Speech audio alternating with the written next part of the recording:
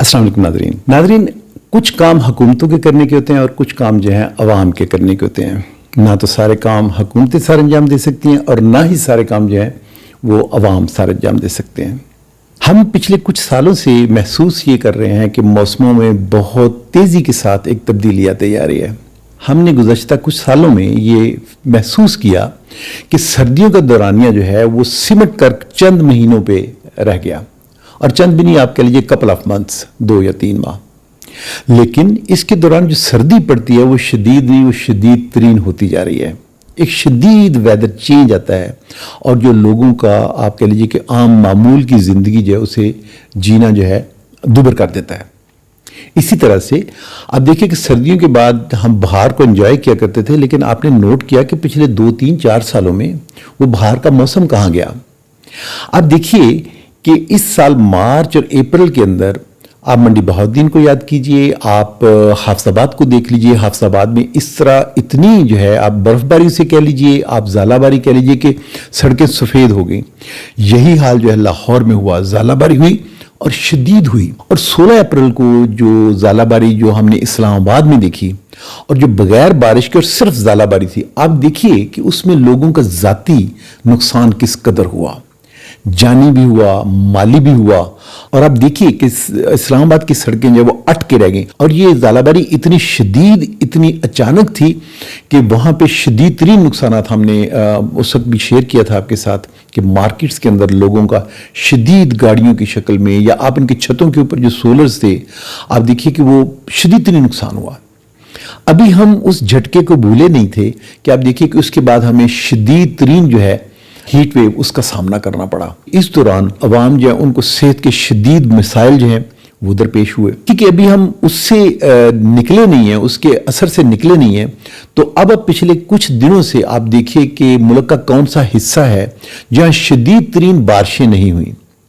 अब देखिए कि आप हर शहर को उठा के देख लीजिए, वहां बारिशें और शदीद बारिश हुई और उससे शदीद तरीन तूफान आए। जानी नुकसान आप देख लीजिए, आप माली नुकसान देख लीजिए। आप देखिए कि हमारी ज़राअत किस बुरे तरीके से मुतासर हुई। आप देखिए कि शहरी हो या देहाती आबादी हो, आप देखिए कि शदीद मुतासर हुए, फ्लड्स आए। और ये हर आने वाले साल के साथ ये चेंजेस जो हैं ये शदीद तर होती जा रही हैं। इसे हम ग्लोबल वार्मिंग का जो है नतीजा कह रहे हैं, और ये है क्लाइमेट चेंज। हुआ ये कि पिछले कुछ सालों से आहिस्ता आहिस्ता जो है तवातर के साथ ज़मीन का टेम्परेचर कहा यह जा रहा है कि 1.5 डिग्री सी से 2 डिग्री सी तक बढ़ा, और उसकी वजह से ये क्लाइमेट चेंज है, शदीद तरीन मौसमियाती तगय्युरात जो हैं वो आ रहे हैं। अब देखिए कि इसकी बड़ी वजह जो है उस पर तो हम किसी एक और सेपरेट व्लॉग में बात करने जा रहे हैं कि ग्रीन हाउस इफेक्ट क्या है, ग्रीन हाउस गैसेस क्या हैं, और ये किस तरह से ज़मीन के टेम्परेचर को और क्लाइमेट बढ़ा रही हैं, और किस तरह से क्लाइमेट चेंज है उसका बायस बन रही है। आज टॉपिक ज़रा थोड़ा सा हट गया, और एक जिम्मेदारी जो मेरी और आपकी है हम सिर्फ उस पर बात करेंगे। वो जिम्मेदारी ये है कि आप देखिए कि 13 जुलाई से ऑनवर्ड जो है 1.5-2 माह ये सावन और भादों के महीने जो गिने जाते हैं। ये मौसम बरसात भी है, और मैं और आप मौसम बरसात के हवाले से जानते हैं कि इसके अंदर कहा यह जाता है कि अगर आप कोई खुश्क टहनी जो है ज़मीन के अंदर गाड़ दें तो वो भी सरसब्ज हो जाती है।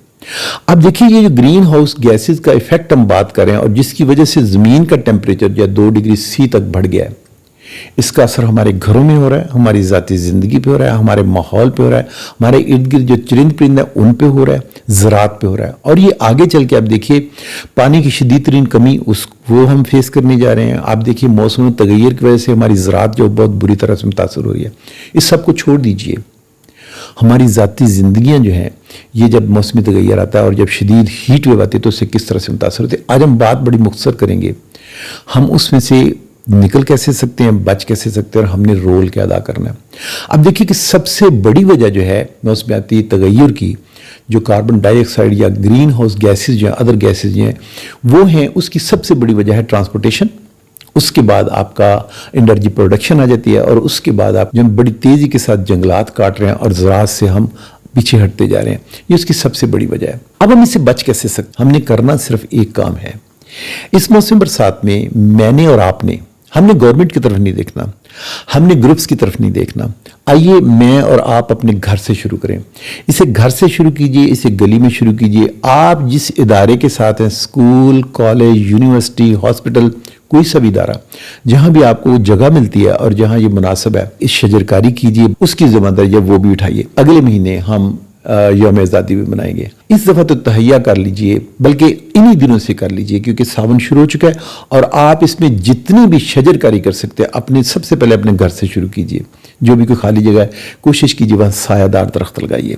اور میں تو اس سے بھی آگے بڑھ کے کہوں گا، آپ سایہ دار درخت نہ لگائیے، آپ ایسا درخت لگائیے جو آپ کو پھل دے. آپ سٹرس لگائیے، لیمن لگائیے، آپ پھلدار پودے لگائیے، آپ زیتون کے پودے لگائیے، آپ آم کا درخت لگائیے، آپ جامن کا درخت لگائیے، جو آپ کو چھاؤں تو دے اور ماحول کو بھی خوبصورت کرے. آپ کے ارد گرد چرندے پرندے جو وہ بھی چہچہا رہے ہوں، لیکن یہ آپ کو پھل بھی دے. اور آپ کوشش یہ کیجئے کہ جب ہم یوم آزادی منا رہے ہوں تو اس وقت تک یہ تیاری ضرور کر لیجئے کہ اس دن کی مناسبت سے آپ کوشش یہ کریں کہ اپنے جو عزیز و اکارم ہیں، اپنے جو بزرگ ہیں، اپنے جو بچے ہیں، ان کے نام کے پودے لگائیے. بچوں کو اس چیز پہ موٹیویٹ کیجئے کہ وہ اپنے ہاتھ سے کچھ پودے لگائیں اور پھر اس کی دیکھ بھال بھی کریں. میں اس میں موٹیویشن کے طور پہ میں آپ کو خود بتا دیتا ہوں کہ آپ نے مجھے اکثر کچن گارڈننگ کے حوالے سے دیکھا، آپ نے مجھے روف ٹاپ گارڈننگ کے حوالے سے دیکھا، اور آپ دیکھیے کہ ہم اپنے گھروں سے شروع کر سکتے ہیں. اپنے گھر کی چھتوں پہ نو ڈاؤٹ آپ سب سے پہلے کوشش یہ کریں گے وہاں سیپیج نہ ہو، اور چھت کے اوپر پانی وغیرہ لگانے سے آپ کی چھت جو ہے وہ خراب نہ ہو رہی ہو.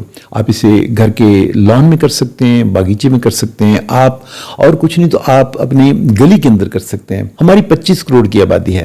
آپ کہہ لیجئے کہ ایک بڑا خاندان جو اگر وہ 25 لوگوں پر مشتمل ہو اور اس میں سے صرف ایک شخص ایک درخت لگائے، تو آپ دیکھیے اس سال ہم 25 کروڑ درخت لگا سکتے ہیں.